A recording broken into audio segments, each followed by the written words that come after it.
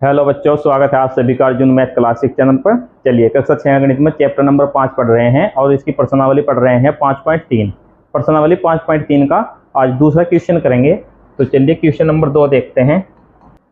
Question number 2 है, निम्न में से प्रत्येक कोण को समकोण, ऋजुकोण, न्यूनकोण, अधिकोण या प्रतिवर्ती कोण के रूप में वर्गीकृत कीजिए।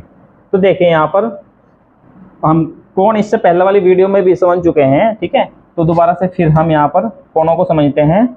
देखिए यहाँ पर सबसे पहले न्यून कोण। न्यून कोण, जो न्यून कोण होता है ये 90 डिग्री से कम होता है, ठीक है, 90 डिग्री से छोटा। तो यहाँ पर लिखेंगे 90 डिग्री से कम। इसके बाद समकोण। समकोण ये पूरा 90 डिग्री का होता है, 90 डिग्री। समकोण जो होता है 90 डिग्री। इसके बाद अधिकोण। अधिकोण,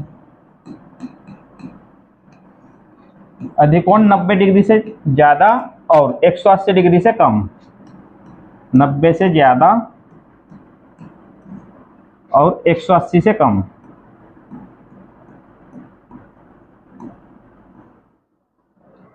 इसके बाद ऋजुकोण।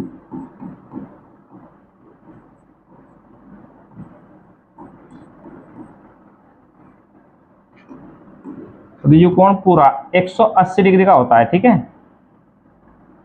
स्ट्रेट लाइन होती है सीधा। और इसके बाद होता है प्रतिवर्ती कोण।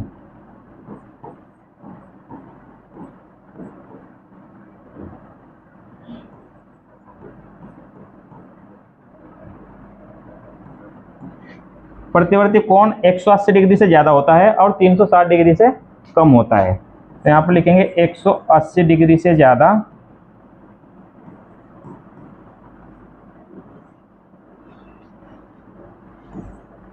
360 डिग्री से कम, इस प्रकार से, ठीक है। चलिए यहाँ पर सबसे पहले 90 डिग्री समझते हैं, ठीक है। 90 डिग्री का कोण जो होता है, यदि एक सीधी लाइन है और इस सीधी लाइन पर एक लाइन लंब हो, ठीक है, इस प्रकार से यहाँ पर लंब हो, तो ये जो कोण बनता है ये 90 डिग्री का कोण बनता है यहाँ पर, ठीक है। और यदि ये लाइन इस दूसरे लाइन को आगे इस प्रकार से प्रतिच्छेद कर आगे निकल जाए, ठीक है, तो ये यहाँ पर चार कोण बराबर बनाएंगे 90-90 डिग्री के, ठीक है। इस प्रकार से ये 90-90 डिग्री के कोण होंगे और टोटल मिलाकर 360 डिग्री होता है, ठीक है। ये चतुर्थांश है, चारों कोणों का यदि योग देखा जाए तो 360 है, ठीक है। मान लीजिए यदि आप पूर्व की ओर देख रहे हैं, यहाँ पर समझिए, इसमें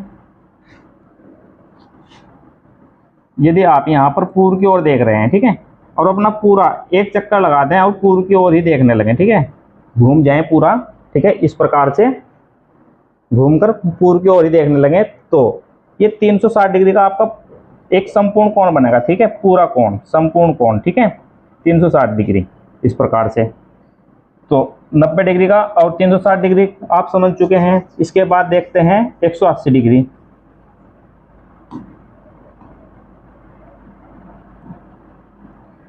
जो इस प्रकार से स्ट्रेट लाइन होती है, ठीक है,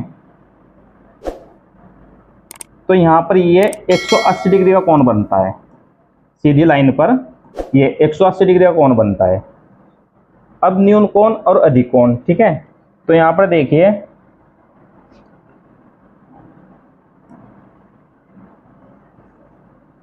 आप 90 डिग्री का कोण समझ चुके हैं, इस प्रकार से होता है एल की पोजीशन में, ठीक है, ये 90 डिग्री का कोण है।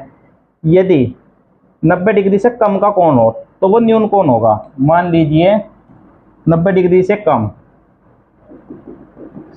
60 डिग्री, 50 डिग्री, 55 डिग्री, कितना भी हो, ठीक है, तो ये न्यून कोण होगा यहाँ पर, ठीक है, जो 90 डिग्री से कम होगा, ठीक। और जो 90 डिग्री से ज़्यादा होगा और 180 डिग्री से कम होगा, इस प्रकार से यहाँ पर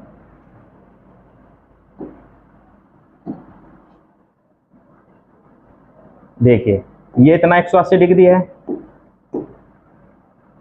और यहाँ पर ये 90 डिग्री है, ठीक है। जो 90 डिग्री से ज़्यादा होगा और 180 से कम होगा, ठीक है, तो वो होगा अधिक कोण। ये इतना अधिक कोण होगा यहाँ से यहाँ तक, 90 से ज़्यादा और 180 से कम। तो यहाँ पर इसके बीच में कहीं पर भी जो कोण बनेगा तो वो अधिक कोण होगा। ठीक, इसी प्रकार से प्रतिवर्ती कोण 180 डिग्री से ज़्यादा होता है और 360 से कम। ठीक है, तो जो यहाँ पर इससे आगे कोण बनेगा कहीं पर भी, ठीक है, मान लीजिए यहाँ पर इस प्रकार से, तो वो प्रतिवर्ती कोण होगा। ये वाला जो कोण होगा इस प्रकार से वो प्रतिवर्ती कोण होगा जो 180 डिग्री से ज़्यादा होगा और 360 से कम होगा। ठीक है, तो चलिए अब क्वेश्चन करते हैं।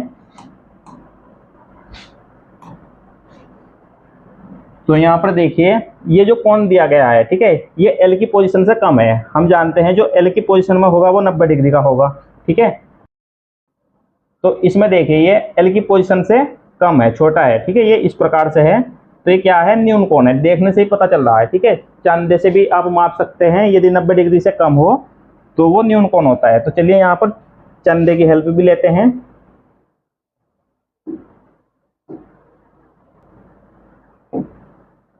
तो यहाँ पर देखिए चांदे से इसको मापते हैं।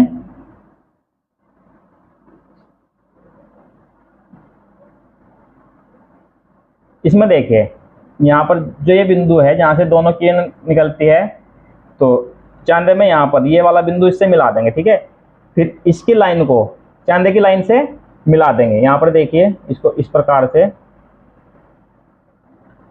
ये जो ये वाली लाइन है यहाँ पर, इसको इस लाइन से मिला देंगे। चांदे की जो लाइन होती है और ये वाली जो लाइन है इसको मिला देंगे। यहाँ पर बिंदु, ये वाला जो बिंदु है जहाँ से दोनों किरण निकलती हैं, चांदे के इस बिंदु से इसको मिला देंगे। ठीक है, देखिए चांदे में दोनों ओर से 0 से लेकर 180 तक नंबर होते हैं। ठीक है, यदि इधर से पढ़ेंगे आप 0, 10, 20, 30, इधर से भी, इधर लास्ट 180 तक है। ठीक है, और यदि आप इधर से पढ़ते हैं, ठीक है, तब भी 0 से 180 तक है। तो आपने देखिए चांदे में इस लाइन को मिलाया है यहाँ पर। ठीक है, तो आप इधर से पढ़ेंगे अब। ठीक है, आप इधर से पढ़ेंगे यहाँ पर 10, 20, 30, 40। ठीक है, तो ये देखें यहाँ पर 40 और 50 के बीच में है। 40 और 50 के बीच में है, तो इसका मतलब 45 डिग्री है। तो 45 डिग्री न्यून कोण होगा जो 90 डिग्री से कम है। ठीक है, तो इसमें ये न्यून कोण होगा। तो ए का आंसर लिख देंगे यहाँ पर न्यून कोण।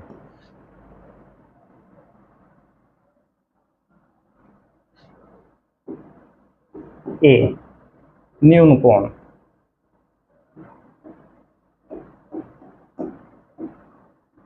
इसके बाद देखिए यहाँ पर बी है, तो ये एल पोजीशन से देखिए ज़्यादा है, 90 डिग्री से ज़्यादा है और 180 से कम है। ठीक है, तो यहाँ पर देखिए यहाँ पर 90 डिग्री का कोण बनेगा तो 90 डिग्री से ज़्यादा है और ये 180 से कम है, तो इसलिए क्या है, ये अधिक कोण है। ठीक है, चांदे से नापने की जरूरत नहीं है, यहाँ पर ऐसे ही पता चल रहा है, आप चांदे से भी माप सकते हैं। ठीक है, तो यहाँ पर लिखेंगे अधिक कोण, बी अधिक कोण।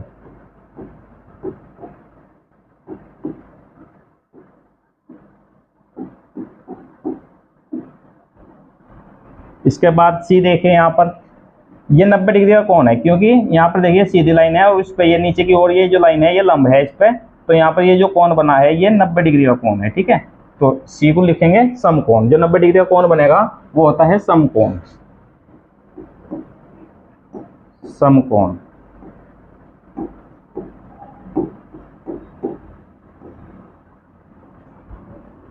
इसी प्रकार से यहाँ पर देखिए ये जो कोण बन रहा है, ठीक है, ये बाहर वाला कोण बन रहा है, देखिए यहाँ पर। ठीक है, तो ये 180 डिग्री से भी ज़्यादा है। ठीक है, क्योंकि यहाँ पर इस लाइन को यदि देखा जाए, यहाँ पर ये लाइन इस प्रकार से स्ट्रेट लाइन बनेगी सीधी, ये वाला कोण हमें देखना है। ठीक है, जो 180 डिग्री से ज़्यादा होगा और 360 से कम होगा तो वो प्रतिवर्ती कोण होगा। ठीक है, तो डी का आंसर लिखेंगे प्रतिवर्ती कोण।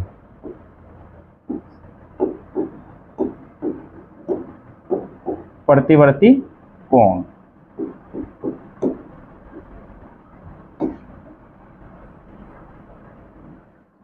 इसके बाद चलिए नेक्स्ट देखते हैं ई।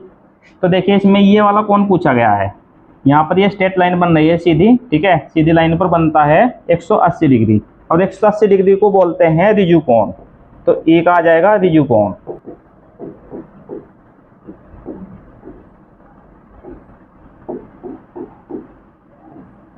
ये रिजु कोण हो जाएगा।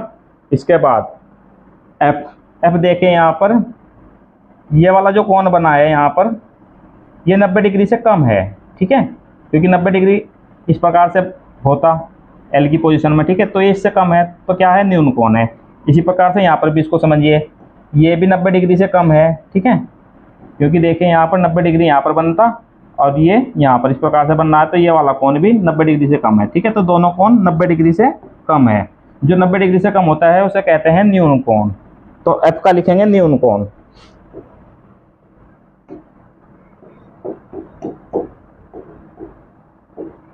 न्यून कोण। तो चलिए, उम्मीद है ये क्वेश्चन आपको समझ में आ गया होगा, और यदि ये क्वेश्चन आपको अच्छे से समझ में आ गया है, वीडियो आपको पसंद आई है, तो वीडियो को लाइक कर दीजिए और अपने क्लासमेट के साथ इसको शेयर कीजिए। यदि आप चैनल पर नए हैं तो चैनल को सब्सक्राइब कर लीजिए। Thank you for watching.